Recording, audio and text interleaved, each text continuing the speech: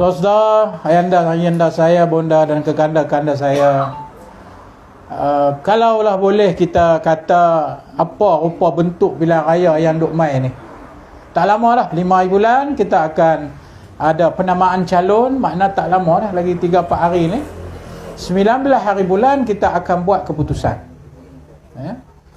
Jadi saya nak ajak orang baling, sebelum membuat apa-apa keputusan, nombor 1 kena ingat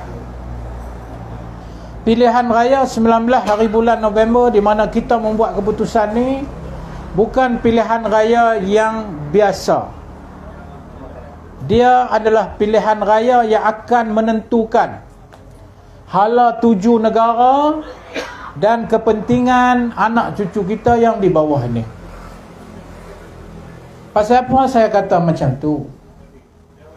Sebab ibu-ibu dan bapa sekalian, kalau kita tengok keadaan negara hari ini,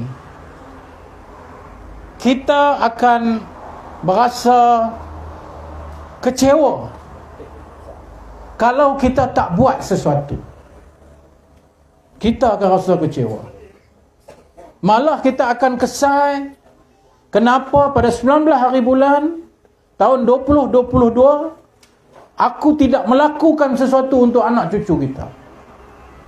Dan tuan-tuan akan kemudiannya dipersoalkan, kenapa membiarkan suasana, keadaan, kepimpinan negara hari ini dibiarkan, bagi ruang kepada pimpinan untuk merosakkan negara. Sedangkan pada waktu yang sama kita ada tawaran-tawaran untuk selamatkan negara ini. Tuan-tuan dan puan-puan sekalian, saya duk ingat kalau dulu saya ceramah sebelum pilihan raya yang lalu. Ketika saya ceramah, kita akan sebut antara yang kita kata tirih duit negara ni. Tirih ni, bocor. Dulu kami duk ceramah, Mak Sabu duk ceramah, kita beritahu 20 bilion. Besar lah tu, 20 bilion tu. Tirih tu maknanya seharusnya peruntukan banyak ni, katalah peruntukan 10 juta diberikan kepada sektor tertentu. Tapi yang sampai bukan 10 juta, 5 juta saja. Itu kata tirih tu. Kos sebenarnya diperuntukkan 10 juta, tapi yang sampai dibelanja hanya 5 juta. Yang 5 juta pergi mana? 5 juta tu yang kata tirih. Bagaimana? Masuk komisen. Orang tengah yang tak buat projek apa-apa, masuk komisen orang tengah, dan komisen orang tengah tu dia bagi pula kepada ahli politik, kepada ketua-ketua bahagian. Maka akhirnya nilai 10 juta bila buat projek itu sebenarnya tak sampai pun 10 juta, 5 juta saja. Maka bayangkan nasib rakyat dari projek yang telah ditetapkan dalam bajet, dalam Dewan Rakyat, diambil tengah jalan oleh orang tengah yang mereka bagi kepada ahli-ahli politik yang meluluskan projek-projek ini. Campur semua yang kata tirih projek-projek ni.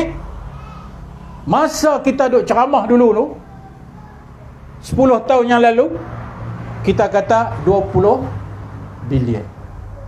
Dan ini kita kata, bukan kita kata, tetapi audit negara memperingatkan ketirisan perbelanjaan projek untuk rakyat yang diputuskan oleh bajet di dalam parlimen. Setiap sekali setahun tu tirih, bocor, tak sampai pi kat poket-poket ahli politik dan orang tengah yang tak ada kena-mengena dengan projek, 20 bilion. Baik, kita pun ceritalah kepada rakyat, antara ketirisan paling besar dan penipuan dan pembohongan dan skandal yang telah membawa Pakatan Harapan ke pesada kuasa setelah pilihan raya umum 2018 ialah isu apa? 1MDB. Berapa 1MDB yang melibatkan wang negara melalui kumpulan amanah pencen? Ya, kumpulan wang amanah pencen ataupun KUAP 4 bilion. Ni orang-orang pencen ni. Yang duk sokong lagi UMNO tu. 4 bilion duit apa? Yang tak pernah diambil selama ini. Diberikan untuk kononnya projek pelaburan bagi pulangan kepada negara, iaitu projek 1MDB yang akan cari semua peluang-peluang perniagaan di luar negara untuk duit itu akan mai balik untung kepada negara. 4 bilion diambil. Dan semua kita tahu masa pilihan raya umum yang lalu 2018, apa yang kita kempen kepada rakyat ketika itu? Duit 1MDB telah disakau oleh Perdana Menteri waktu itu, Najib Tun Razak. Tiba-tiba Allah SWT izin kita menang dalam pilihan raya 2018. Kerana rakyat dah muak dengan semua ini. Rakyat dia benci dengan rasuah, bukan hari ini. Dia benci dari 2018 dah. Sebab itu dia bagi kepada kita Pakatan Harapan untuk menjadi kerajaan. Ini bukan soal DAP. Nanti saya akan masuk nanti. Ini bukan soal DAP dah. Ini soal yang orang kampung duk cakap DAP, 4 bilion dia sapu.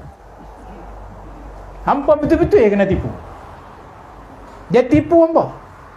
DAP jahat, DAP jahat, DAP jahat, DAP jahat, DAP jahat, DAP jahat. Duit projek solar hybrid 180 juta Kak Mah masuk dalam poket dia. DAP jahat, DAP jahat, DAP jahat, DAP jahat, DAP jahat, DAP jahat. Projek Literate Combat Ship yang sepatut deliver 7 biji ya, kapal perang tentera.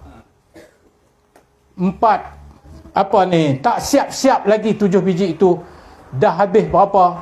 9 bilion dah habis. Lepas tu DAP jahat, DAP jahat, DAP jahat, DAP jahat. Orang Baling pun tengah-tengah, jahat sungguh DAP ni. Dia ada tengah-tengah, dia ambil duit. Yang ambil duit tu siapa? DAP kah? Orang Melayu. Orang Melayu siapa? Orang Melayu yang siap hari duk bercakap jaga-jaga bahaya DAP Cina, mereka nak kuasai negara. Lepas tu bila dia dah bagi semangat cakap, orang kampung Baling ni pun hidup Melayu.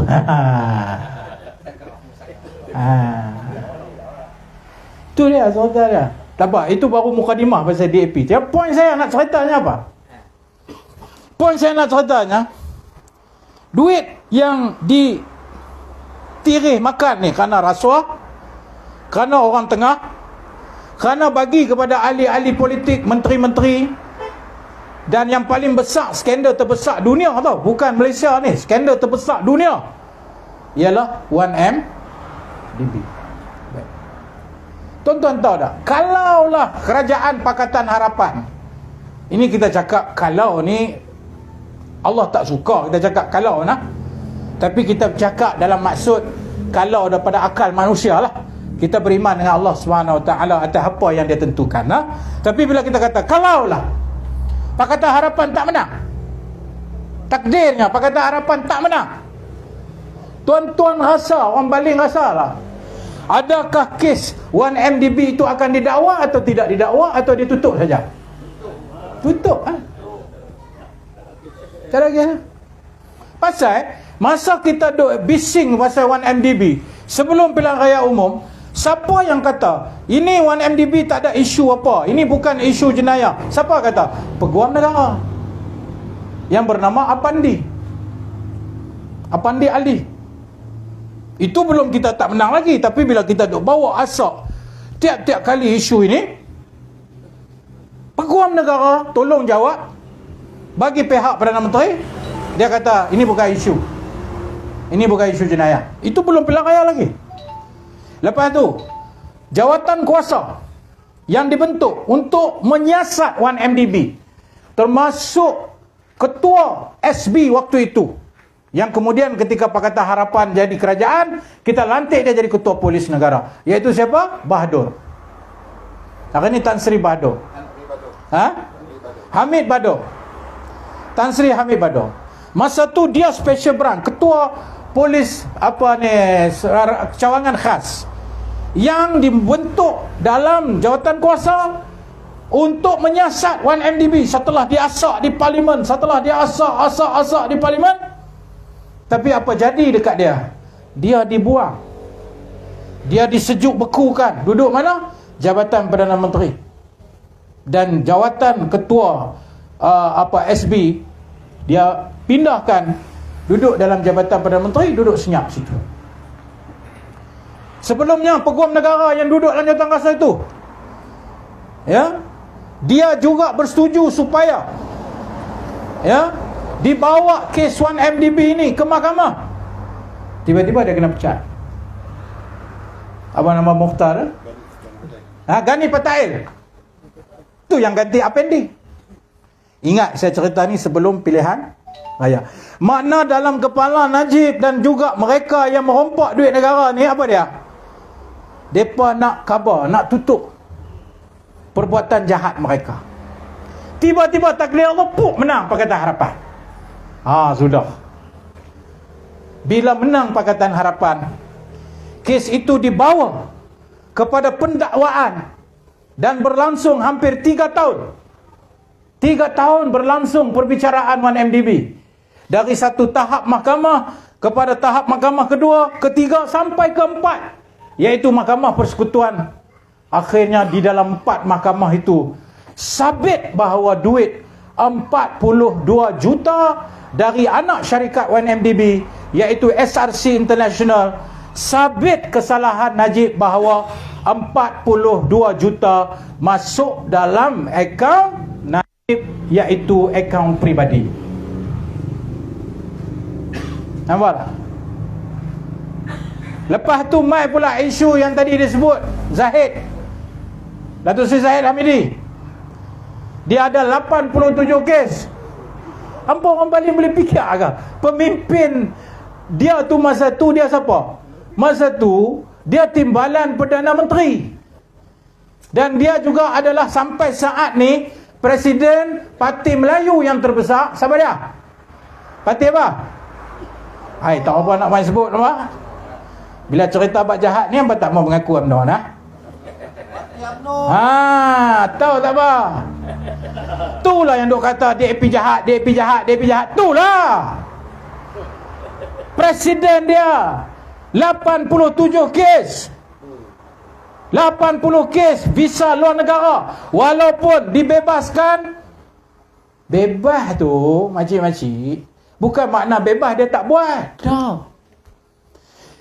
Fakta kes menyebut berlaku dia minta duit rasuah dalam projek ini. Dia minta duit dalam dolar Singapura. Dia minta lebih kurang dalam 60 ribu ke 600 ribu. Dia minta 600 duit dolar Singapura kerana meluluskan projek ini. Kirana Ultra Sendirian Berhad nama syarikat tu. Okey, aku Kementerian Dalam Negeri nak buat projek pasal visa visa luar negara ni. Dia ada lah, mahal lah dia punya projek tu. Lepas tu one stop center dia nak kena buat di seluruh dunia. Maka dia lantik lah visa Ultra Kirana ini. Maka kalau untuk lulus itu, bagi dekat dia 600 ribu dolar Singapura. Clear kan rasuah? Tu clear rasuah ke? Tak clear lagi ke? Salah guna kuasa. Nak projek aku nak lulus, nak sign kan? Bagi kat aku. Baik. Dia dilepaskan, betul. Tapi bukan pasal tak berlaku dia meminta duit. Memang dia minta duit. Memang diberikan kepadanya oleh orang yang bagi tu. Cuma pihak pendakwaan tidak meyakinkan hakim duit itu masuk dalam envelop lagu mana. Tu ya. Mana hakim tak boleh nak fikir duit 600 ribu Singapura dolar lagu mana masuk dalam envelop. Itu yang masalah dia. Ada pun masalah dia minta duit, ada tak? Ada. Berapa dia minta? $600,000 Singapura. Ada tak? Ada. Bermakna berlaku rasuah tak? Clear? Tu hampa kena baca fakta tau. Lepas tu dia pun keluar, Alhamdulillah, dia pakai baju Melayu, pakai songkok lagu ni, pakai kupiah. Lepas tu dia bubuh apa tu, mislah tu. Alhamdulillah, saya hari ni paling gembira. Saya telah diberi keadilan oleh mahkamah. Sebelum tu dia marah kat mahkamah pasal Najib kena. Dia kata mahkamah tidak adil. Mahkamah hari tu, hari ni bila dia lepas, mahkamah telah memberi keadilan. Terima kasih. Wahai dia tak tahu, mahkamah lepas dia pasal tak boleh fikir bukti yang jelas. Duit masuk tu macam mana? Tu saja. Adapun berlaku rasuah, berlaku.